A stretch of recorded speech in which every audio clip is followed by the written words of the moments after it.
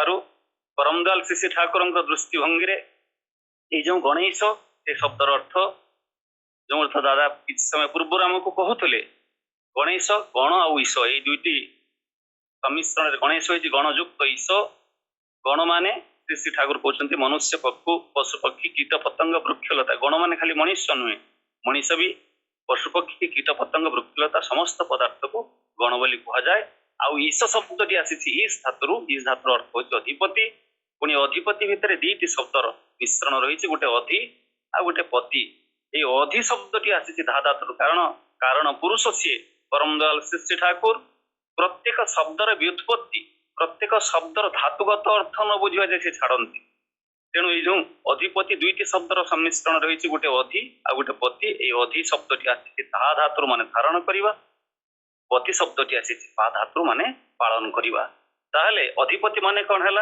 ना धारण पालन जी करती जी आमको धारण पालन करती से अधिपति तेणु ईश मान हूँ अधिपति तेणु ईश शब्दर अर्थ हूँ जी आमको धारण पालन करती आ गण शब्दर अर्थ हूँ मनुष्य पशु पक्षी समस्त जहाँ किसी पदार्थ दृष्टिगोचर हुए सी समस्त हूँ गण तेणु जगतर समस्त जहाँ किसी को जी धारण पालन करती नाम है गणेश बा गणपति श्री ठाकुर दृष्टिभंगी श्री ठाकुर कहते आम जाचु गणेशंकर पितामाता होती शिव एवं पार्वती तांकर पिता होती शिव जार अर्थ हूँ मंगल शिव होती मंगलर स्वरूप पुणी माता होती दुर्गा एवं से दुर्गा मान शब्दर अर्थ हूँ श्री ठाकुर परिभाषा दुर्गा माने जीवन दुर्ग स्वरूप जहाँ पाखे समस्त प्रकार अशुभ शक्ति प्रतिहत हो जाए विपर्यस्त हो असुर नाशिनी कहते से दुर्गति नाशिनी कहते श्री ठाकुर होती शिव होती मंगल स्वरूप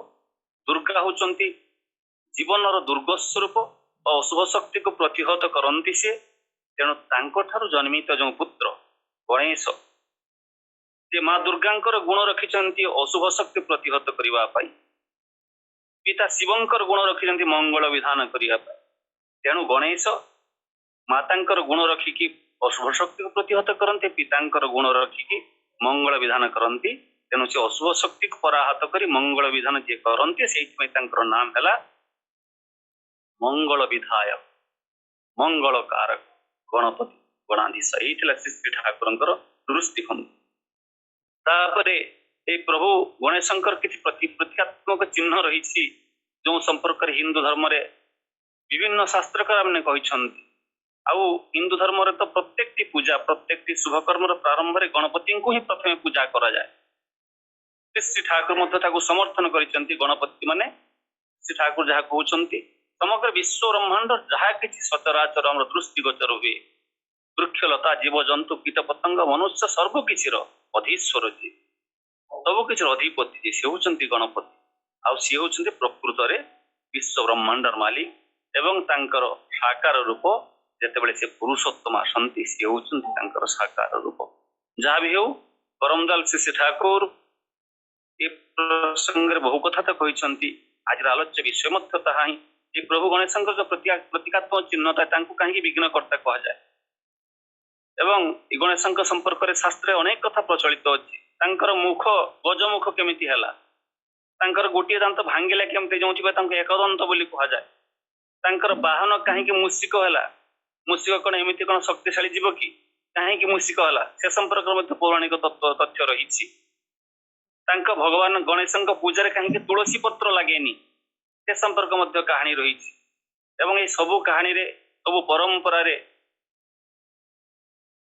जे कि सुदृढ़ हो हिंदू धर्म मत जोटा कि विश्व बाई सनातन धर्म जोटा कि विश्व आज पर्यंत सबू देश द्वारा मान्यता प्राप्त एवं पूजित भोग गणपति भोग भितर सब श्रेष्ठ भोग हो मोदक से गोटे जातिर पिठा से महाराष्ट्र राज्य रे किंबा से अंचल जो विघ्नेश्वर गणपति पूजा अधिक भाव बहुल भाव करा जाए मोदक भोग गोटे लगे तेणु आम गोटे गोटे आलोचना करियो भगवान गणेश कहीं अग्रपूज्य जो कथा आम पूर्व आलोचना करते गणेशंकर शिरच्छेदन कलापर देवी पार्वती क्रोधित हो गले एवं जो हस्ती मुंडटे लगागला माँ मानि पारे ना पिलाटी विकलांग होगला भगवान शिव पार्वती को वचन देले पुत्र को कहीं कुरूप बोली कहब नहीं परंतु सब देवदेवी भितर अग्रपूज्य बोली परिगणित हब से दिन ठार परंपरा जे प्रत्येक शुभ कर्म प्रारंभ रे गणेश अग्रपूज्य।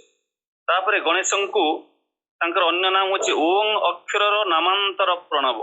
गणेश को कह ओं अक्षर नामांतर प्रणव अर्थात आम भी देखीचु जे गणेश को गोटे ओं टाक गोटे स्वतंत्र शैली रे जदि करा जाए ओं अक्षर टी को ताले सेटा गणेश भली देखा जाए। यही संपर्क शास्त्रकार माने मध्य कहिसंती जे ओं अक्षर जो उपर अंशटी अछि सेटा गणेशंकर मस्तक आ निम्न भागटी जो ओसारिया भागटी अछि सेटा गणेशंकर उदर बा पेट जो चंद्रबिंदुटी अछि सेटा तांकर लोडू मान तांकर प्रधान भोग जोटा एवं जो बंके की मात्रा टिकक अच्छी लांगुड़ भाया ये ओं अक्षर ओडिया ओं अक्षर कथा कहूनी संस्कृत लिपिर जो ओं अक्षर कथा कहूँ संस्कृत लिपिर ओं अक्षर तार उपर अंशटी गणेश मस्तक भली तल ओसारिया अंशटी गणेश उदर भली चंद्रबिंदुटा लडू भली एवं तार जो मात्राटी रही बंके की हूँ कुंड से प्रकार भाव मान जाए तेणु से ओं अक्षर को गणेश को ओं अक्षर नामांतर प्रणव कह जाए।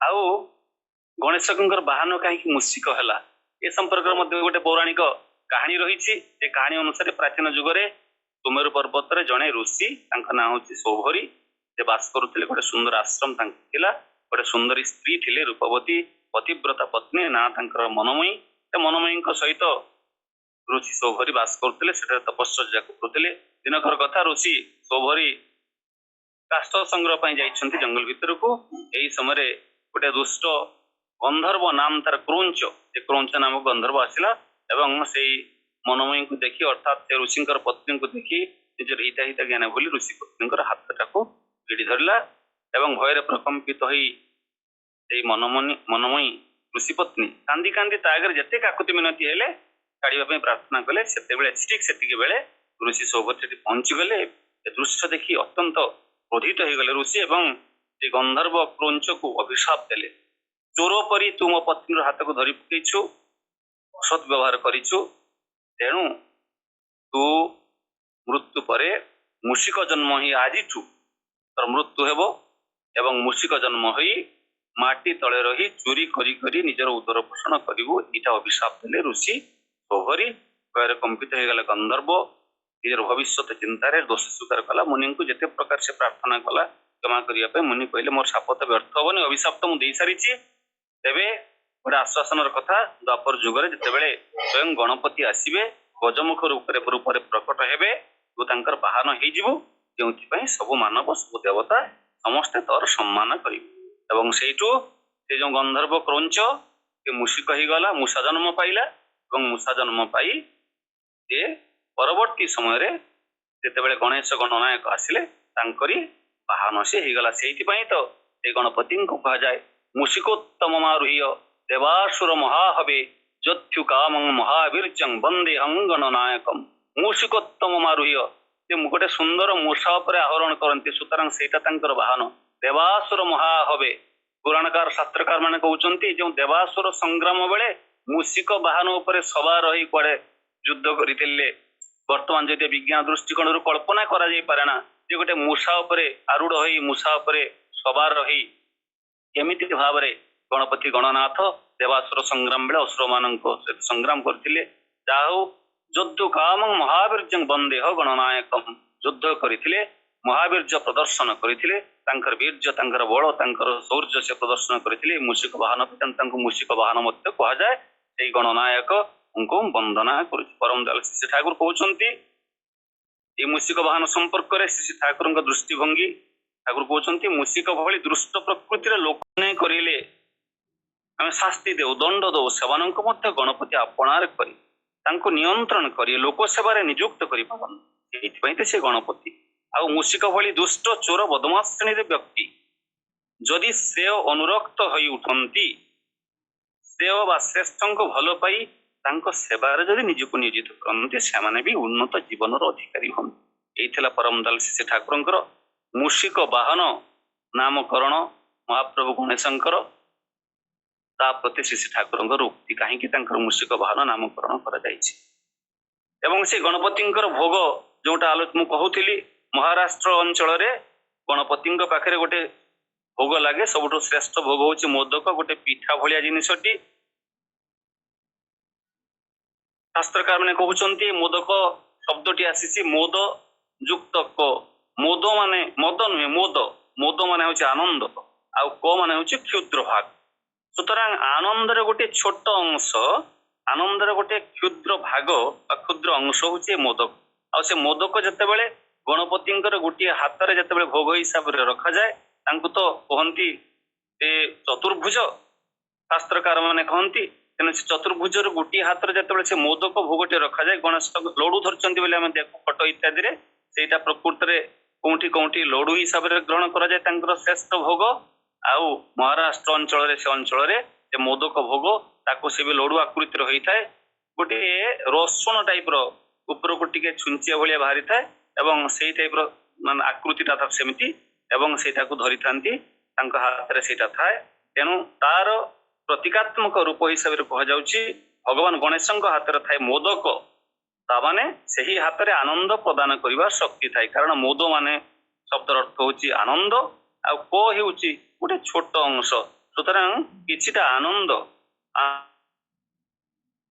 हाथ में से प्रदान करते तेणु से ही हाथ में तार प्रतीकात्मक रूप जोटा कि भोग हिसाब से मोदक भोगटा को दि जाए आउ साधारणतः यही मोदक भोगटी तैयारी करा जाए गोटे पिठा आकार जमी मंडा पिठा तैयारी करा जाए सेटा सुजी नड़िया चीनी गुड़ गुआ क्षीर गुजराती केसर इत्यादि विभिन्न प्रकार सब द्रव्य प्रस्तुत करा जाए पिठा भले गोटे स्वादिष्ट खाद्य जोटा कि गणपति प्रिय खाद्य प्रिय भोग आ गणेश मुंडर महत्व संपर्क में शास्त्रकार आलोचना कर केमिति हाथी मुंड है भगवान गणेश जिते हाथी रास्ते जाए तार जो पाद चला रास्ता थाए रास्तार जहाँ कंटा झटा जहाँ किसी छोट लता गुड़म गछ वृक्ष जहाँ किसी पड़ो सी चलीगला माने ता रास्ता परिष्कार हो हाथी चली जा रास्ता जिते जंगल रास्तार पछरे आउ जी जीव माने गोटे सुंदर रास्ता या कारण तार विराट अवयव विराट शरीर विराट मुंड सबकिछि से जंतुर बड़ से हस्ती मुंड तार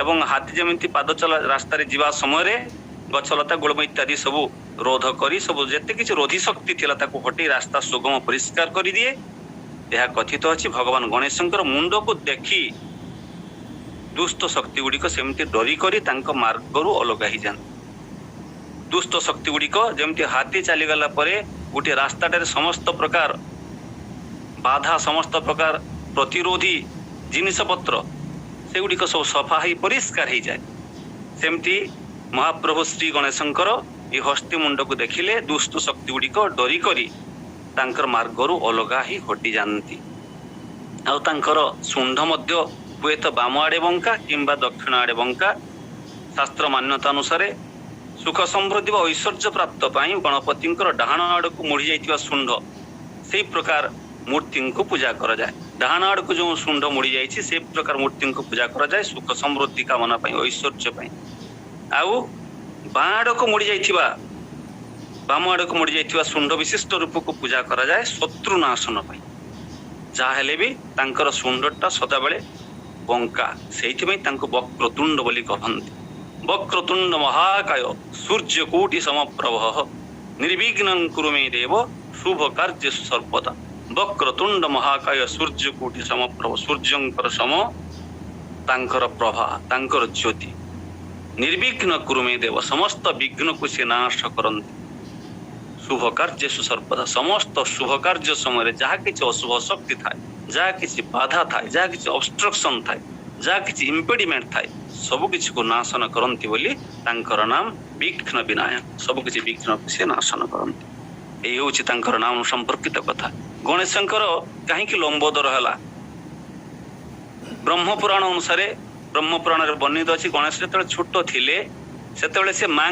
ठारू दिन सारा सब बेले स्तन्यपान करुले माँ पार्वती सब बेले स्तन्यपान करुले कहीं सी जिते छाड़देवे काले कार्तिक पीजे भाई मान भितर बहुत स्नेह श्रद्धा थिला किंतु भारी टणाउटरा साधारण मानव भली साधारण मनीष भली सब बेले गोटे कॉम्पिटिटिव माइंड गणेश और कार्तिक भितर सब गोटे प्रतियोगितामूलक कथा पुराण पृष्ठ आम समस्त जानी दुई भाई भितर केमी प्रत्येक कथार प्रतियोगिता चले उभय भितर स्नेह श्रद्धा थिला अतुट किंतु प्रतियोगिता मध्य थिला आ से प्रतियोगिता परस्पर परस्पर को अतिक्रम करी से माने बहुत बड़ ही उठिछन।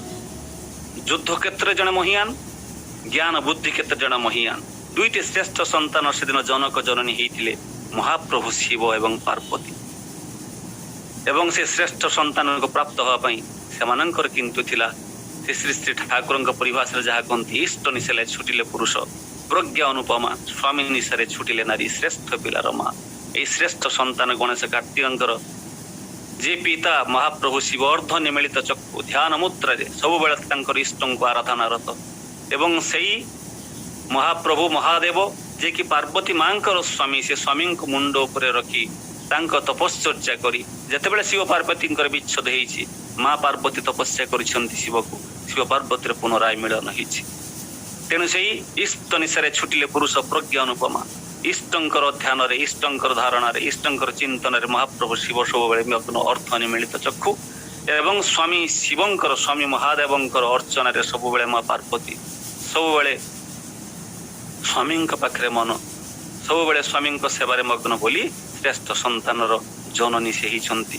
तेणु से लंबोदर तांकर नाम कहीं रखागला ना से गणेश छोट अवस्था सब बेले माँ पार्वती स्तन्यपान करुले जो आलोचना करुली सब बेले कहीं करुले पेट पूरी नथिला ना से छाड़िले काले कार्तिक माँ क्षीर पीजे चाहू नथिले सेटा सी ये प्रकार भाव में रहस्यजनक घटना महाप्रभु और बापा महादेव शिव जिते कहते अरे बाबू तुम्हें सब बेले तो एकुटिया सब क्षीरपान करुच माँ पाखु तुम्हें ये सब बेले क्षीरपान करी काला तुम्हें लंबोदर होनी तो माने पेटुआ होनी तो लंबोदर शब्द अर्थ होची पेटुआ पेटुआ होनी तो पेटु होनी तो आउ से दिन ठारू तांकर पिता जेहेतु खुशी ये कथाटी कहले से दिन ठार नाम ही गला लंबोदर।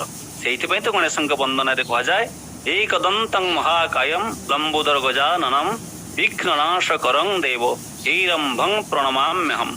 एक दंतं महाकायम लंबोदर गजाननम विघ्ननाशकरं देव ऐरंभं प्रणमाम्यहम्। से हेरंभ तांको मु प्रणाम करुछि। एक दंतधारी महाकाय लंबोदर से गजानन एमती विभिन्न नाम रे गणेश वंदना करा जाए। पुणी किसी शास्त्रकार कहते ये लंबोदर रहस्य संपर्क में जे लंबोदर तांको काहींकी कहा जाए ना से समस्त किसी भल मंद कथा को हजम करि पारंती। साधारणतः जी बेसी खाई हजम करि पारे से पेटुआ होता है माने बहुत किसी खाई हजम कर देउची अर्थात लोकटी बहुत किसी खाई हजम करि पारे तेणु से पेटु आउ महाप्रभु गणेश को लंबोदर कहीं कह जाए किसी शास्त्रकार मैंने कहती बहुत किसी कथा को सी हजम करि पारंती। किए निंदा कले से भांगी पड़ती ना कि प्रशंसा कले से आनंदित भी बेसी हुंती ना अर्थात सुखरे दुखरे सब बेले समभाव जो कथा भगवान श्रीकृष्ण गीतारे कहते। श्री श्री ठाकुर मध्य सत्यानुसरण कहते दुख एक रकम भाव सुख भी एक रकम भाव। ठाकुर कहते मनुष्य जो उन्नति लाभ करे मनुष्य जो निजर जीवन पथरे उद्वर्धन दिगरे चले से दुख भी आसो सुख भी आसो आउ से दुख द्वारा जब मनुष्य अभिभूत हो जीवन में आगे पार ना सुख द्वारा जब मनुष्य आनंदित हो सी भी जीवन में आगे पार ना। सत्यानुसरण कहते दुख किंबा सुख जदि तुम गतिरोध न करे तेबे तुम निश्चय गंतव्य पहुंचब संदेह ना। आ परम पूज्य आचार्य देव से दिन कहते मोर प्रशंसा जी करे तार प्रति भी मोर प्रेम जे निंदा करे तार प्रति भी मोर प्रेम। आमनकर साधना ईश्वरंकर ही उठिबा आ मनीषर आचरण जदि मते प्रभावित कला किए मते खराब कथा कहला मु रागी जीवी किए भल कथा कहला खुशी होई जीवी ना। आचार्य कहते मनीषर आचरण जदि मते प्रभावित करे ताहले मु एबे भी ईश्वरंकर ही उठिनी। मनीषर आचरण मते किए खराब कथा कहला मु जदि म्रियमान हो पड़े मते किए भल कथा कहला खुशी आत्महरा हो पड़े ताहले ईश्वरंकर मु हेइनी कारण ईश्वरंकर मु जदि हेइथांती ईश्वरगत मन मोर थांता आ ईश्वरगत मन जतेबेले कहार निंदारे मु भांगी पड़िबार नाही कार प्रशंसारे मु खुशी होबार नहीं। परम दयाल श्री ठाकुर गोटे बाणी दे कहउछंती निंदा कुत्सा जाई करोना सुनिष्ठ देर नाई को भय शिष्ट चलाई चलई थाके कृति पथे हई जय जीवन स्रोतटी एमनी दौड़ कृति दीप्त सदाई रय असाध्य से साध्य आने सत दीपनी घोषे जय। निंदा कुत्सा जाई करोना मनुष्यर निंदा कुत्सा जहाँ भी जी करू सुनिष्ठ देर नाई कह जो मैंने सुनिष्ठ इष्ट प्राण ईश्वरगत मन ईश्वरगत प्राण जमी आचार्य देव कहते आम ईश्वर जो ସେତେବେଳେ କାହାରି କଥା ଆମକୁ ପ୍ରଭାବ ପକେଇବ ନାହିଁ। ନିନ୍ଦା କୁତ୍ସା ଯାଇ କରଣା ସୁନିଷ୍ଠତାର ନାଇଁ କଭୟ ଶିଷ୍ଟ ଚଲାଏ ଚଲେଇ ଥାକେ କୀର୍ତ୍ତି ପଥେ ହୋଇ ଜୟ। ସେ ଶିଷ୍ଟ ଚଳିବାରେ ସେ ଚାଲିଥିବ ଯିଏ ଯାହା କହୁ। କଥାରେ ଅଛି ହାତୀ ଚାଲେ ବଜାରେ କୁତ୍ତା ଭୁକେ ହଜାରେ। ହାତୀ ବଜାର ଚାଲିଲେ କେତେ କୁକୁର ଭୁକେ ସେଥିରେ ହାତୀରେ କିଛି ଫରକ ପଡେ ନା। ସେମିତି ଜୀବନ ସ୍ରୋତଟି ଏମିତି ଦଡ଼ କୃତିଦୀପ୍ତ ସଦାଇ ରହ। ଜୀବନ ସ୍ରୋତ ଏମିତି ଚାଲିଥିବ ସେ ଲୋକଟି ସବୁବେଳେ କୃତିଦୀପ୍ତ ରହିବ, ଅସାଧ୍ୟକୁ ସାଧନ କରିବ। ଏଇଟା ଥିଲା ଶ୍ରୀ ଠାକୁରଙ୍କର କଥା। ଭଗବାନ ଗଣେଶଙ୍କର ଅନ୍ୟାନ୍ୟ ଅଙ୍ଗ ସମ୍ପର୍କରେ ବି ଆଲୋଚନା କରାଯାଇଛି। ଶ୍ରୀ ଠାକୁରଙ୍କ ଦୃଷ୍ଟିଭଙ୍ଗୀ ବି ସେ ସମ୍ପର୍କରେ ବହୁତ କିଛି ଦୃଷ୍ଟିଭଙ୍ଗୀ ଠାକୁର ରଖୁଛନ୍ତି। ତାଙ୍କର ହାତୀ ମୁଣ୍ଡ ଭଳି ମୁଣ୍ଡ ହେଇଥିବା ବୋଲି ତାଙ୍କୁ ଗଜାନନ ବି କୁହାଯାଏ। କିଛି ସାଧକ ମାନେ କହନ୍ତି ଗଣେଶଙ୍କର ହାତୀ ମୁଣ୍ଡର ତାତ୍ପର୍ଯ୍ୟ ସମ୍ପର୍କରେ ସେ କହନ୍ତି ତାଙ୍କର ମୁଣ୍ଡଟି ହାତୀ ଭଳି ତା ତାତ୍ପର୍ଯ୍ୟ ହେଉଛି ସେ ହେଉଛନ୍ତି ବୁଦ୍ଧିମତ୍ତା, ସ୍ଥିତ ପ୍ରଜ୍ଞ, ପ୍ରଚଣ୍ଡ ଜ୍ଞାନୀ, ଏକ ଅନିଷ୍ଠ ଏବଂ ବିଶ୍ୱସ୍ତ। ଏଇ ପ୍ରକାର ଗୁଣରାଜର ଅଧିକାରୀ ଯୋଉଟା ଗୋଟେ ହାତୀ ଭିତରେ ଥାଏ। ହାତୀ ବହୁତ ବୁଦ୍ଧିମାନ, ବହୁତ ସ୍ଥିତ ପ୍ରଜ୍ଞ, ହଠାତ୍ କି ସେ କିଛି ସିଦ୍ଧାନ୍ତ ବା ଡିସିସନ ନିଏନି। ବହୁତ ଏକନିଷ୍ଠ, ଯୋଉଟା ଇଚ୍ଛା କରିବ ସେଟା ସେ କରିବ ହିଁ କରିବ। ଆଉ ବହୁତ ବିଶ୍ୱସ୍ତ, ହାତୀ ବହୁତ ବିଶ୍ୱସ୍ତ। ହାତୀ ଯୋଉଠି ପୋଷା ମାନୁଛନ୍ତି ସେଠି ସେ ହାତୀ, ଆମେ ଦେଖିଛୁ ହାତୀ ମାରା ସାଥୀ ପିକ୍ଚର ଆମେ ସମସ୍ତେ ଦେଖିଛୁ ଜାଣିଛୁ। ଏଇ ପ୍ରକାର ଘଟଣା ଘଟେ। ହାତୀକୁ ଯଦି ମଣିଷ ସ୍ନେହ ଶ୍ରଦ୍ଧା କରେ ତାହେଲେ ସେ ହାତୀ କେମିତି ମଣିଷ ପାଇଁ ଜୀବନ ବି ଦେଇପାରେ। ତେଣୁ ସେ ହାତୀ ମୁଣ୍ଡର ତାତ୍ପର୍ଯ୍ୟ ଗଣେଶଙ୍କୁ ବି କୁହାଯାଉଛି, ଯେହେତୁ ତାଙ୍କର ହସ୍ତି ମୁଣ୍ଡ ପରି ତାଙ୍କୁ ଗଜାନନ କୁହାଯାଏ। ତେଣୁ ସେ ପ୍ରଚଣ୍ଡ ବୁଦ୍ଧିମାନ, ପ୍ରଚଣ୍ଡ ସ୍ଥିତ ପ୍ରଜ୍ଞ, ଏକନିଷ୍ଠ ଏବଂ ବିଶ୍ୱସ୍ତ। ଶ୍ରୀ ଶ୍ରୀ ଠାକୁର କହୁଛନ୍ତି ଏଇ ସମ୍ପର୍କରେ, ଏଇ ଯୋଉ ଗଜାନନ ସମ୍ପର୍କରେ ଶ୍ରୀ ଶ୍ରୀ ଠାକୁର କହୁଛନ୍ତି ଗୋଟିଏ ମଣିଷ, ବିଶେଷ କରି ଗୋଟିଏ ଶିଶୁର ବେକରେ, ଶିଶୁର ବେକଟି କେତେ ଛୋଟ, ଠାକୁର କହୁଛନ୍ତି ଗୋଟିଏ ମଣିଷ ବିଶେଷତଃ ଗୋଟିଏ ଶିଶୁର ବେକରେ ଗୋଟେ ହାତୀର ମଥା କେତେ ବଡଟା, ଯେତେ ସେ ଛୋଟ ହାତୀ ହଉ ପଛେ, ନବଜନ୍ମିତ ହଉ ପଛେ, ଠାକୁର କହୁଛନ୍ତି ଗୋଟେ ମଣିଷର ବିଶେଷ କରି ଶିଶୁର ବେକରେ ଗୋଟିଏ ହାତୀର ମୁଣ୍ଡ ବା ମଥା ଆଣିକି ବସେଇବା, ଏଇଟା କଣ ସମ୍ଭବ? ତୁମେ ମାନେ ଭାବିକି ଦେଖ। ଶ୍ରୀ ଠାକୁର ଏଇଟା ଆମ ଉପରେ ଛାଡ଼ି ଦେଇଥିଲେ। ତୁମେ ମାନେ ଭାବିକି ଦେଖ ଏଇଟା କଣ ସମ୍ଭବ? କିନ୍ତୁ ପ୍ରଣାମ ବନ୍ଦନା ଇତ୍ୟାଦିରେ ତାଙ୍କୁ ଗଜାନନ ବା ଗଜେନ୍ଦ୍ର ବଦନ ଇତ୍ୟାଦି କୁହାଯାଏ। ଏଇ ପ୍ରଶ୍ନ ଯେତେବେଳେ ଠାକୁରଙ୍କୁ ପ୍ରଶ୍ନ କରା, ଠାକୁର ତାଙ୍କୁ ଆମେ ଗଜେନ୍ଦ୍ର ବଦନ କହୁ, ତାଙ୍କୁ ଗଜାନନ ବୋଲି କହୁ, ସେଇଟା କେମିତି? ଉତ୍ତରରେ ଶ୍ରୀ ଠାକୁର କହୁଛନ୍ତି ଗଜେନ୍ଦ୍ରଟାକୁ, ଗଜଟାକୁ ଶ୍ରେଷ୍ଠ ଅର୍ଥରେ ବ୍ୟବହାର କରାଯାଇଛି। ଗଜ ଶବ୍ଦର ଅର୍ଥ ହଉଛି ଶ୍ରେଷ୍ଠ। ସୁତରାଂ ଗଜାନନ ମାନେ ଶ୍ରେଷ୍ଠ ମସ୍ତିଷ୍କ ଯାହାର, ଠାକୁର କହୁଛନ୍ତି ଯାହାଙ୍କର ଶ୍ରେଷ୍ଠ ମସ୍ତିଷ୍କ ସେ ହିଁ ଗଜାନନ। ଆଉ ଯିଏ ସମସ୍ତଙ୍କୁ ଧରି ରଖନ୍ତି, ଆମେ ତ କହୁଛୁ ସମସ୍ତ ଗଣଙ୍କୁ, ସମସ୍ତ ବିଶ୍ୱ ସଚରାଚରଙ୍କୁ ସେ ଧାରଣ ପାଳନ ପୋଷଣ କରନ୍ତି। ଆଉ ସମସ୍ତଙ୍କର ଯେ ଧାରଣ ପାଳନ ପୋଷଣ କରନ୍ତି ତାଙ୍କର ମସ୍ତିଷ୍କ ଶ୍ରେଷ୍ଠ ନହେଲେ ସେ ଚଳେଇବେ କେମିତି? ତେଣୁ ସେ ହେଉଛନ୍ତି ହାଇଲି ଇଣ୍ଟେଲେକ୍ଟ, ଉଚ୍ଚ ଧୀ ସମ୍ପନ୍ନ ମଣିଷ, ଯାହାଙ୍କର ପ୍ରତୀକାତ୍ମକ ରୂପ ହଉଛି ହାତୀର ମୁଣ୍ଡ। ଅର୍ଥାତ ହାତୀ ବହୁତ ବୁଦ୍ଧିମାନ, ବଡ଼ ମୁଣ୍ଡ ହେଲେ ସିନା, ବଡ଼ ଉନ୍ନତ ମସ୍ତିଷ୍କ, ଶ୍ରେଷ୍ଠ ମସ୍ତିଷ୍କ ହେଲେ ସିନା ସେ ସମସ୍ତ ବିଶ୍ୱ ସଚରାଚରଙ୍କୁ ଧାଳନ ପାଳନ ଏବଂ ପୋଷଣ କରିବେ। ଏଇଆ ଥିଲା ଶ୍ରୀ ଶ୍ରୀ ଠାକୁରଙ୍କର ଉକ୍ତି। ତାଙ୍କର ମାନେ କାନ, ହାତୀର କାନ ବଡ଼, ଯୋଉଟା କି ସେ ଗଣେଶଙ୍କର କାନ ହାତୀର କାନ ଭଳି।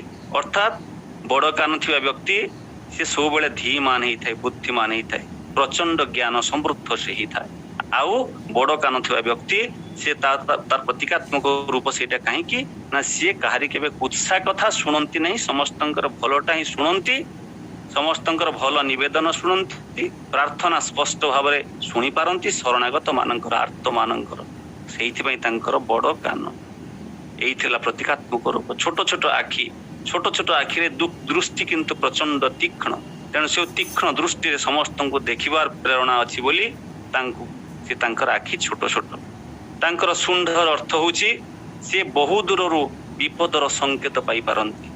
ଯେମିତି ହାତୀ ତାର ଶୁଣ୍ଡ ସାହାଯ୍ୟରେ ବହୁ ଦୂରରୁ ତାର ବିପର୍ଯ୍ୟୟର ଗନ୍ଧ ବା ବିପଦର ଗନ୍ଧ ସେ ବାରିପାରେ ନା। ଅମୁକ ଜାଗାରେ ଗୋଟେ ସିଂହ ପଲ ଅଛି, ଆମେ ହାତୀ ପଲକୁ, ହାତୀ ଛୁଆକୁ ସେଠୁ ଦୂରକୁ ନେଇଯିବା। ଏଇଟା ଶୁଣ୍ଡ ସାହାଯ୍ୟରେ ଯେମିତି ହାତୀ ଆଘ୍ରାଣ କରିପାରେ, ସେମିତି ଗଣେଶଙ୍କର ବହୁ ଦୂରରୁ, ଅର୍ଥାତ ସେ ହଉଛନ୍ତି ବିଶ୍ୱ ବ୍ରହ୍ମାଣ୍ଡର ମାଲିକ ଗଣପତି ଗଣେଶ। ତେଣୁ ସେ ବହୁ ଦୂରରୁ ତାଙ୍କର ସେ ଶୁଣ୍ଡ ସାହାଯ୍ୟରେ, ସେ ଶୁଣ୍ଡ ହଉଛି ପ୍ରତୀକାତ୍ମକ ତାଙ୍କର ରୂପ। ତେଣୁ ସେଇଟା ତାର ଅର୍ଥ ହଉଛି ବହୁ ଦୂରରୁ ସେ ବିପଦକୁ ଜାଣି ତାର ନିବାରଣ କରନ୍ତି ମଣିଷର ମଙ୍ଗଳ ପାଇଁ। ଆଉ ତାଙ୍କୁ ଏକଦନ୍ତ ବୋଲି କୁହାଯାଏ। ତାର ମଧ୍ୟ ରହସ୍ୟ ସମ୍ପର୍କରେ ଆଲୋଚନା କରାଯାଇଛି, ଶାସ୍ତ୍ରଜ୍ଞ ମାନେ କରିଛନ୍ତି। ତାଙ୍କର ଦୁଇ ଦାନ୍ତ ମଧ୍ୟରୁ ଗୋଟିଏ ହଉଛି ଅଖଣ୍ଡ, ଆଉ ଗୋଟେ ହଉଛି ଖଣ୍ଡିତ। ଆଉ ଏ ଅଖଣ୍ଡ ଦାନ୍ତ ହଉଛି ଶ୍ରଦ୍ଧାର ପ୍ରତୀକ। ଯୋଉ କଥା ଶ୍ରୀ ଶ୍ରୀ ଠାକୁର କହୁଛନ୍ତି ଶ୍ରଦ୍ଧା ଓ ବିଶ୍ୱାସ ଦୁଇ ଭାଇ, ଗୋଟିଏ ଆସିଲେ ଅନ୍ୟଟି ବି ଆସେ। ତେଣୁ ଏ ଶ୍ରଦ୍ଧା କିମ୍ବା ବିଶ୍ୱାସ ସେଇଟା ହଉଛି ଅଖଣ୍ଡ ଦାନ୍ତ ହଉଛି ତାର ପ୍ରତୀକ, ମାନେ ଯୋଉଟା ଗୋଟା ଦାନ୍ତ ଅଛି। ଆଉ ଯୋଉଟା ଖଣ୍ଡିତ ବା ଭଙ୍ଗା ଦାନ୍ତ ସେଇଟା ହଉଛି ବୁଦ୍ଧିର ପ୍ରତୀକ। ସୁତରାଂ ଶ୍ରୀ ଶ୍ରୀ ଠାକୁର ଯୋଉ କଥା କହୁଛନ୍ତି ବୁଦ୍ଧିରେ ହଁ ନାହିଁ ଅଛି ସଂଶୟ ଅଛି, କିନ୍ତୁ ବିଶ୍ୱାସରେ ହଁ ନାହିଁ ନାହିଁ ସଂଶୟ ନାହିଁ। ବୁଦ୍ଧିରେ ହଁ ନାହିଁ ଅଛି, ବୁଦ୍ଧିଟା ଯଦି ଭ୍ରମିତ ହେଇଯାଏ ଖଣ୍ଡିତ ହେଇଯାଏ ତାହେଲେ ଚଳିବ, କିନ୍ତୁ ବିଶ୍ୱାସଟା ବା ଶ୍ରଦ୍ଧାଟା ଯଦି ଖଣ୍ଡିତ ହେଇଯାଏ ତାହେଲେ କିନ୍ତୁ ମଣିଷର ମନ ଭାଙ୍ଗିଯିବ, ମଣିଷର ହୃଦୟ ଭାଙ୍ଗିଯିବ। ସେଇଥିପାଇଁ ତାଙ୍କର ଅଖଣ୍ଡ ଦାନ୍ତଟି ହଉଛି ଶ୍ରଦ୍ଧା ଓ ବିଶ୍ୱାସର ପ୍ରତୀକ, ଆଉ ତାଙ୍କର ଖଣ୍ଡିତ ବା ଭଙ୍ଗା ଦାନ୍ତଟା ହଉଛି ବୁଦ୍ଧିର ପ୍ରତୀକ। ଯୋଉ କଥା ପରମଦାର ଶ୍ରୀ ଠାକୁର ସେଇ କଥା କହୁଛନ୍ତି, ଏଇଟା ହଉଛି ତାଙ୍କର ଦାନ୍ତର ରହସ୍ୟ। ଆଉ ଏଇ ପ୍ରକାର ଭାବରେ ପରମଦୟାଲ କିନ୍ତୁ ଶ୍ରୀ ଠାକୁର କହୁଛନ୍ତି ତାଙ୍କୁ କାହିଁକି ଏକଦନ୍ତ କୁହାଯାଏ। ପରମଦୟାଲଙ୍କୁ ଯେତେବେଳେ ପ୍ରଶ୍ନ କରାହେଇଛି ଠାକୁର ତାଙ୍କ ଏକଦନ୍ତ କାହିଁକି କୁହାଯାଏ, ସେ ପ୍ରସଙ୍ଗରେ ଅଳ୍ପ ଟିକେ ପରେ ଆଲୋଚନା କରିବି। ତେବେ ସେ ଏକଦନ୍ତ ହେବାର ପୃଷ୍ଠଭଙ୍ଗୀ ବା ପୃଷ୍ଠଭୂମି କିନ୍ତୁ ଟିକେ ଅଲଗା। ଯେତେବେଳେ ମହର୍ଷି ବ୍ୟାସ ମହାଭାରତ ରଚନା କରିବେ ସେତେବେଳେ ଗଣେଶଙ୍କୁ କହୁଛନ୍ତି ମୁଁ ଡାକିବି ତମେ ଲେଖୁଛନ୍ତି, କିନ୍ତୁ ଗଣେଶ ସର୍ତ୍ତ ରଖିଲେ ମୁଁ ଲେଖିବି ସତ, କିନ୍ତୁ ଆପଣ ଯେ ଡାକିବେ ଅପ୍ରତିହତ ଭାବରେ ଡାକିବେ, କୌଣସି ଜାଗାରେ ଅଟକିବେ ନାହିଁ। ବ୍ୟାସଦେବ ରାଜି ହେଲେ। ବ୍ୟାସଦେବ କହିଲେ ମୁଁ ଅଟକିବିନି, ମୁଁ ପ୍ରତିହତ ହେବିନି, କଣ୍ଟିନ୍ୟୁଅସଲି ଡାକି ଚାଲିବି, କିନ୍ତୁ ଆପଣ ଯେତେବେଳେ ଲେଖିବେ ଆପଣ କିନ୍ତୁ ମୋର କହୁଥିବା କଥାଟି ଭଲ ଭାବରେ ହୃଦବୋଧ କରି ବୁଝିକି ଲେଖିବେ। এইটা ଥିଲା ବ୍ୟାସଦେବଙ୍କର ସର୍ତ୍ତ। ଉଭୟଙ୍କର ସର୍ତ୍ତରେ ରାଜି ହେଇ ମିଳିତ ଭାବରେ ସେ ମହାଭାରତ ଲେଖିବା କାମଟାକୁ ଆରମ୍ଭ କଲେ। এইটা ଆରମ୍ଭ କରୁ କରୁ ବିକଳରେ ଯେତେବେଳେ ଲେଖୁଥାନ୍ତି ମୟୂର ପକ୍ଷଟାକୁ କଲମ କରାହେଇଥାଏ ବା ଲେଖନୀ କରାହେଇଥାଏ, ମାନେ ଶ୍ରୀ ଗଣେଶ ଲେଖୁଛନ୍ତି, ଲେଖୁ ଲେଖୁ ତାଙ୍କର ତରତର ହେଇକି ତାଙ୍କର ସେ ମୟୂର ପକ୍ଷର ମୁନଟି ଭାଙ୍ଗିଗଲା। ଯେମିତି ଭାଙ୍ଗିଗଲା, ଯେହେତୁ କଥା ଦେଇଛନ୍ତି ଯେ ଅପ୍ରତିହତ ଭାବରେ ସେ ଡାକିବେ ଏବଂ ଇଏ ମଧ୍ୟ ଲେଖି ଚାଲିବେ, କଣ କଲେ ନିଜର ଗୋଟିଏ ଦନ୍ତକୁ ଛେଦନ କରି ସେଇଟାକୁ ଲେଖନୀ କରି ଲେଖିଲେ, ଯାହା ପୁରାଣକାର ମାନେ କହନ୍ତି। ଏଇଟା ଏକଦନ୍ତ ହବାର ଗୋଟିଏ ପୃଷ୍ଠଭୂମି ବା ଗୋଟିଏ କାରଣ। ଅନ୍ୟ କିଛି ପୁରାଣକାର ମାନେ କହନ୍ତି ଟିକେ ଅଲଗା କଥା। ସେଇଟା ହଉଛି ଗଣେଶ ପରଶୁରାମ ସମ୍ପର୍କିତ। ପରଶୁରାମ ଥିଲେ ମହାଦେବଙ୍କର ଅନନ୍ୟ ଭକ୍ତ। ଯେତେବେଳେ ସେ ମହାଦେବଙ୍କୁ ଦର୍ଶନ କରିବାକୁ ଆସୁଛନ୍ତି ସେଇ ସମୟରେ ମଧ୍ୟ ଦ୍ୱାରପାଳ ଅଛନ୍ତି, କୈଳାସ ଶିଖରରେ ଦ୍ୱାରପାଳ ଅଛନ୍ତି। ସେଇ ଗଣେଶ ଜାଣିନାହାନ୍ତି ପରଶୁରାମ ଇଏ ହଉଛନ୍ତି ସ୍ୱୟଂ ଶିବ ପୁତ୍ର। ତେଣୁ ସେ ତାଙ୍କୁ କହିଲେ ମତେ ଭିତରକୁ ଛାଡ଼, ଏକଲା ଯାଇପାରିବନି, ପିତାଙ୍କର ଏବେ ଭିତରକୁ ଛାଡ଼ିବାକୁ ଅନୁମତି ନାହିଁ। କହିଲେ ମୁଁ ପୁଣି ଅନୁମତି ନେବି? ପରଶୁରାମ କହୁଛନ୍ତି ମୁଁ ମହାପ୍ରଭୁଙ୍କର ଏତେ ବଡ଼ ଇଏ, ତାଙ୍କର ପାଶୁ ଅସ୍ତ୍ର ମୁଁ ପାଇଛି। ଏଇ ଯୋଉ ତାଙ୍କର ମାନେ ଇଏଟା ଥିଲା, ଅସ୍ତ୍ରଟେ ଥିଲା ପରଶୁ, ସେଇଟା ପ୍ରଭୁଙ୍କର ଦିଅତ ଅସ୍ତ୍ର। ତେଣୁ ସେ ସେଇଥିରେ ଯୁଦ୍ଧ ଚାଲିବା ଉଭୟଙ୍କ ମଧ୍ୟରେ, ପରଶୁରାମ ଏବଂ ଗଣପତିଙ୍କ ଭିତରେ। ପରଶୁରାମ ତାଙ୍କର ସେ ପରଶୁଟାକୁ ନିକ୍ଷେପ କଲେ ଏବଂ ସେ ପରଶୁଟି ବାଜି ଗଣେଶଙ୍କର ଗୋଟିଏ ଦାନ୍ତ କଟିଗଲା। ତାପରେ ମା ପାର୍ବତୀ ଆସିଲେ। ମା ପାର୍ବତୀ ଆସି ବହୁତ ପ୍ରକାର ଭର୍ତ୍ସନା କଲେ, ଭାରି କ୍ରୋଧିତ ହେଇଗଲେ। ଯାହା ହଉ ସେ ଘଟଣା ଚକ୍ର ଅଲଗା। ଏଇ ପ୍ରକାର ଭାବରେ ତାଙ୍କର ଏକଦନ୍ତ ହେଇଗଲା ଏବଂ ସେ ଏକଦନ୍ତ ହେଇଗଲା ବୋଲି ତାଙ୍କୁ ଏକଦନ୍ତ ସେଇ ଦୃଷ୍ଟିରେ କୁହାଯାଏ। ପରମଦୟାଲ ଶ୍ରୀ ଠାକୁରଙ୍କ ଦୃଷ୍ଟିରେ କିନ୍ତୁ ଏ ଏକଦନ୍ତର ଟିକେ ଅଲଗା ଚିତ୍ର। ଠାକୁରଙ୍କୁ ଯେତେ ପ୍ରଶ୍ନ କରାହଉଛି ଯେ ଠାକୁର ଏଇ ଗଣେଶ ଚିତ୍ର ବା ଗଣେଶ ପ୍ରତିମାରେ ଆମେ ଦେଖୁଛୁ ତାଙ୍କୁ ଏକଦନ୍ତ ରୂପରେ ପୂଜା କରାଯାଏ, କିନ୍ତୁ ହାତୀର ତ ଦୁଇ ପାଖରେ ଦୁଇଟି ଦାନ୍ତ, ତାଙ୍କୁ କାହିଁକି ଏକଦନ୍ତ କୁହାଯାଏ? ପରମଦୟାଲ ଶ୍ରୀ ଠାକୁର କହୁଛନ୍ତି ତାଙ୍କୁ କୁହାଯାଉଛି ଗଣେଶଙ୍କର ପ୍ରଣାମ ମନ୍ତ୍ର ଏକଦନ୍ତ ଅଛି, କିନ୍ତୁ ଆମେ ଦେଖୁଛୁ ହାତୀର ତ ଦୁଇଟି ଦାନ୍ତ, ତେଣୁ ଗଣେଶଙ୍କୁ କାହିଁକି ଏକଦନ୍ତ କୁହାଯାଏ? ଠାକୁର କହୁଛନ୍ତି ଦେଖ ତ ଅଭିଧାନ ଦେଖ, ଦନ୍ତ ଶବ୍ଦର ଅର୍ଥ କଣ? ଶ୍ରୀ ଠାକୁର ତ କାରଣ ପୁରୁଷ, ତାର ଧାତୁଗତ ବ୍ୟୁତ୍ପତ୍ତି ନ ଦେଖି ସେ କିଛି କହନ୍ତି ନାହିଁ। କହିଲେ ଦେଖ ଦନ୍ତ ଶବ୍ଦର ଅର୍ଥ କଣ? ଆମେ ଜାଣୁ ହେଲେ ଉତ୍ତରରେ କହୁଛନ୍ତି ଦନ୍ତ ମାନେ ଯିଏ ଦମନ କରେ ବା ନିୟନ୍ତ୍ରଣ କରେ। ଏକଦନ୍ତ ମାନେ ଏକମାତ୍ର ଦମନକାରୀ, ଏକମାତ୍ର ଦମନକାରୀ ଶକ୍ତି ଯାହାଙ୍କର ଥାଏ ସେ ହେଉଛନ୍ତି ଏକଦନ୍ତ। ତେଣୁ ତାଙ୍କୁ ଏକଦନ୍ତ କୁହାଯାଏ, କାରଣ ଏକମାତ୍ର ଦୁଷ୍ଟ ଦମନକାରୀ ବା ନିୟନ୍ତ୍ରଣକାରୀ ଶକ୍ତି ତାଙ୍କରି ଅଛି। ଆଉ এই ଗଣେଶଙ୍କର ପିତୃଭକ୍ତି ସମ୍ପର୍କିତ କଥା କହି ବକ୍ତବ୍ୟ ସାଙ୍ଗ କରିବି। এই ଗଣେଶ ବିଶ୍ୱ ପରିକ୍ରମା କରିଥିଲେ, ସେ ସମ୍ପର୍କରେ ଆମେ ଜାଣିଛୁ। ଯେତେବେଳେ ଗଣେଶ କାର୍ତ୍ତିକ ଦୁଇ ଭାଇ ଜଙ୍ଗଲରେ ବୁଲୁଛନ୍ତି ଏବଂ ସେ ବୃକ୍ଷଟିକୁ ଦେଖି ଗୋଟେ ସୁନ୍ଦର ଫଳ ଧରିଛି, ଗଣେଶ କାର୍ତ୍ତିକ ଦୁଇ ଭାଇ ଛୋଟ ସମୟରେ ସେ ଫଳଟିକୁ ନେବା ପାଇଁ ଗଲେ ଏବଂ ଫଳଟିକୁ ତୋଳିବା ପାଇଁ ଯାଇ ଦୁଇ ଜଣ ଏକାଥରେ ଧରିଲେ। ତୋଳି ଆଣିବା ପରେ ଦୁଇ ଭାଇ ଭିତରେ ସେ ଫଳକୁ ନେଇ ପୁଣି ଝଗଡ଼ା ଚାଲିଲା, କାରଣ ସେ ଗୋଟିଏ ଫଳକୁ ଦୁଇ ଜଣ ବାଣ୍ଟି ନେବାକୁ ପ୍ରସ୍ତୁତ ନୁହନ୍ତି। ଗଣେଶ କହୁଛନ୍ତି ଫଳଟିକୁ ମୁଁ ଆଗେ ଦେଖିଛି ତେଣୁ ଫଳଟି ମୋର, କାର୍ତ୍ତିକ ଯଦି ମୁଁ ଆଗେ ଛୁଇଁଛି ତେଣୁ ଫଳଟି ମୋର। ଶେଷରେ ମାନେ ପିତାମାତାଙ୍କ ପାଖକୁ ଖବର ଆସିଲା, ମା ପାର୍ବତୀ କହିଲେ ଦୁଇ ଜଣ ବାଣ୍ଟି ନିଅ। किंतु शिव कहले ना बांटी नेबा नहीं, प्रकृत तार अधिकारी जी सेटा नवा उचित। नारद को डकागला, सेठू नारद कहले विश्व चारिपटे 3 थर जी आगे प्रदक्षिण कर फेरी आसो से फलटी ताहार हम। कार्तिक मयूर उपर चढ़ीगले, जाकि विश्व परिक्रमा करने चलिए। गणेश मन मन चिंता कले, सी सीना मयूर उपर चढ़ीगला, मोर तो मूषिक वाहन, मु पुणी कौन करी। से मूषा उपर चढ़ी पितामाता चारिपटे बुली आसिले, कहले पितामाता होचंती मो पाखे विश्व। पितामाता चरण तो समग्र विश्व, ये तो शास्त्र कहे, वेद कहे। तेणु से पितामाता चारिपटे 3 थर प्रदक्षिण कर आसिले, देखिए आंठू माड़िकी बस पड़े। सेतबेले से कहते पिता मु विश्व प्रदक्षिण कर आसिली। श्री महादेव कहते तुम तो आम चारिपटे बुली आसिले, विश्व प्रदक्षिण करन। सेतबेले से गणपति गणनाथ से कहते वेद और शास्त्र से कथा कहुई पितामाता चरण रे हूँ समग्र विश्व। तेणु मुझे आपण चारिपटे बुली आसी विश्व चारिपटे बुली आसी, बहुत खुशी है प्रज्ञारे एवं ताहीला परम दयाल श्री ठाकुर। फलटी सी प्राप्त हेले गणेश। कार्तिक फेरी आसिले, फेरी आसी देखुं गणेश को एक तरफ भाव में विजय दे दि जाइए, जीति जाइए। तेणु से रागी कैलाश त्याग कर चलीगले। परम दयाल श्री ठाकुर पाखे एक कथा कहुई, ठाकुर कहते यहाँ गोटे मत अच्छी। श्री ठाकुर ताको उद्धार करके कहते माँ दुर्गा गलार गोटे मुक्तामाला थिला, ताकू देखी 2 पर नवा जिद धरले। माँ दुर्गा तो गोटे माला को क्या देवे, तेणु 2 जन को कहले जी पृथ्वी प्रदक्षिण आगे कर मालाटी नेब। माँ आदेश कार्तिक से प्रकार भाव मयूर उपर बस पृथ्वी प्रदक्षिण करने को बाहर आ जानिले जे माँ चरण ही पृथ्वी। गणेश एक कथा चिंता कले, प्रज्ञा संपन्न व्यक्ति कहले ना माँ श्रीचरण पृथ्वी। तेणु से माँ चारिपटे बुली आसिले एवं कहले माँ मु पृथ्वी प्रदक्षिण करदेली। माँ कहले केमिति ना तुम्हें हूँ मो पृथ्वी, पिता होचंती मो आकाश, मु तुम चारिपटे बुली आसिली, तेणु मु पृथ्वी प्रदक्षिण करदेली। गणेश मुक्ताटी देदेले। यही कथा, कारण माँ ही पृथ्वी, पिता ही आकाश। ये पिता माता श्रद्धा भक्ति कर ही से गणनाथ। परम दयाल श्री ठाकुर कहले पिताय श्रद्धा माए टान, से छेले हो साम्य प्राण। पिता माता हरगौरी तोर सत्ताते कायित, आराधना रुच्छलाते राख करे तुई स्वस्तिगत। पितामाता होचंती हरगौरी सम, कारण से हरगौरी को कहीं पितामाता आख्यारे आख्यायित कराई। हरगौरी होचंती आदर्श पिता एवं माता, एवं तांकर संतान श्री गणेश होचंती आदर्श पुत्र।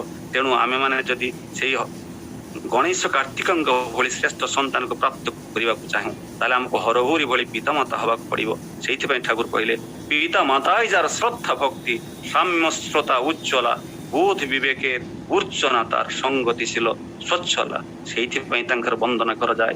अंबिका हृदयानंदं मातृभी परिवेष्टितम, भक्ति प्रियम मदोन्मत्तम, वंदे ही गणनायकम। से अंबिका हृदयानंद, अंबिका माने दुर्गा जांकर हृदय एकमात्र खुशीर आनंदर विषय, आनंदर पुत्र होचंती से गणेश। अंबिका हृदयानंदं मातृभी परिवेष्टितम, माँ चारिपटे जे बुली आसचंती।